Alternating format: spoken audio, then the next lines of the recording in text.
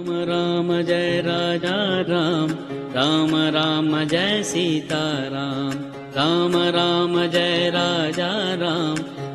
जय साईराम. जय गुरुदेव दत्ता. गुरुर् ब्रह्मा गुरुर् विष्णु गुरुर्देवो महेश्वरः, குரு சாட்சாத் பரபிரம்மா தஸ்மை ஸ்ரீ குருவே நமஹ. ஸ்ரீ ராம விஜயம் பாகம் 14. மந்தரையின் யோசனை கைகேய்க்கு மிக சரியாகப்பட்டது. அப்படியே செய்வதாக கூறி அவளை அனுப்பிவிட்டு தசரதன் வருவதற்குள் தனது ஆபரணங்களை கழற்றி வீசிவிட்டு தலைவிரி கோலமாய் தரையில் படுத்தபடி தன்னை தயார் செய்து கொண்டாள்.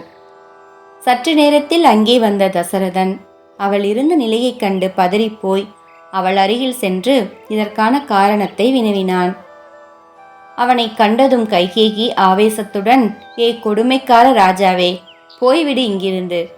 உனது உள்மனதை நான் அறிந்து கொண்டேன். என் பிள்ளைகளை காட்டுக்கு துரத்திவிட்டு ஸ்ரீராமனிடம் ராஜ்யத்தை கொடுக்கப் போகிறாய் என கூப்பாடு போட்டாள். அன்புடன் அவளை பார்த்த தசரதன், கைகேயி, நீ சொல்லுவதில் துளிக்கூட உண்மையே இல்லையே. ராம லக்ஷ்மணர்களை நேசிப்பது போலவேதான் பரத சத்ருக்கனர்களையும் நேசிக்கிறேன் என சமாதானம் செய்ய பார்த்தான். அதை கேட்காதவள் போல், நான் தான் சொன்னேனே இங்கிருந்து போய்விடு என்று. நீர் எனது இடத்தில் இருப்பதை நான் சற்றும் விரும்பவில்லை என்று கத்தினாள். தனது அன்புக்குரிய மனைவி இப்படி பேசுவதைக் கண்டு கலங்கி போன தசரதன் அவளை சமாதானப்படுத்த எண்ணி அவள் வேண்டுவதை தருவதாக மன்றாடினான். தசரதன் இப்படி சொன்னவுடன் இதற்கெனவே காத்திருந்த கைகேயி, அப்படியானால் அசுரர்களுடன் போர் செய்த போது நீர் எனக்கு கொடுத்த வரங்களை இப்போது நிறைவேற்ற வேண்டும். எனக்கு என்ன வேண்டுமென்றால், ராமனை 14 ஆண்டுகள் காட்டுக்கு அனுப்ப வேண்டும். என் மகன் பரதனுக்கு பட்டாபிஷேகம் செய்ய வேண்டும் என சற்றும் தாமதிக்காமல் சொன்னாள். கைகேயின் இந்த கொடுமையான வேண்டுதலை கேட்ட தசரதன் இடி விழுந்தது போலானான். இவற்றை தவிர வேறு வேண்டுமானாலும் என்னிடம் கேள் என்று சொல்லி கெஞ்சினான். ஆனால் கைகேயி அவனை பொருட்படுத்தவே இல்லை. தான் கேட்ட வரங்களையே உறுதியாக நின்றாள்.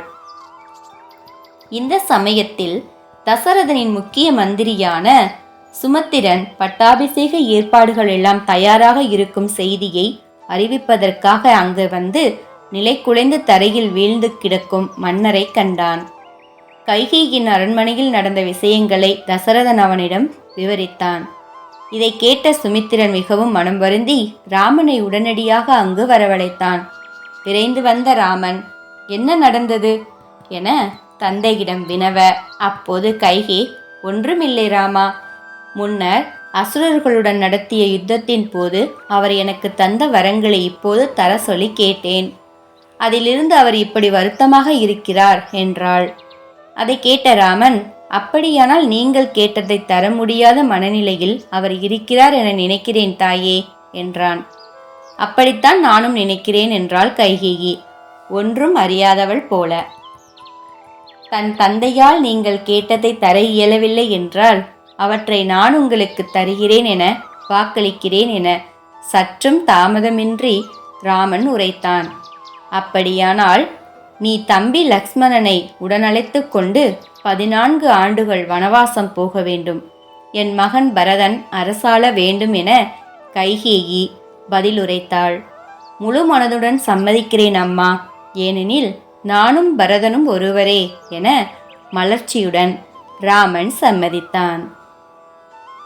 இங்கு முடித்து அடுத்த பாகத்தில் தொடரலாம். ஜெய் சாய்ராம். ஜெய் குருதேவ தத்தா. ஜெய் ஸ்ரீராம்.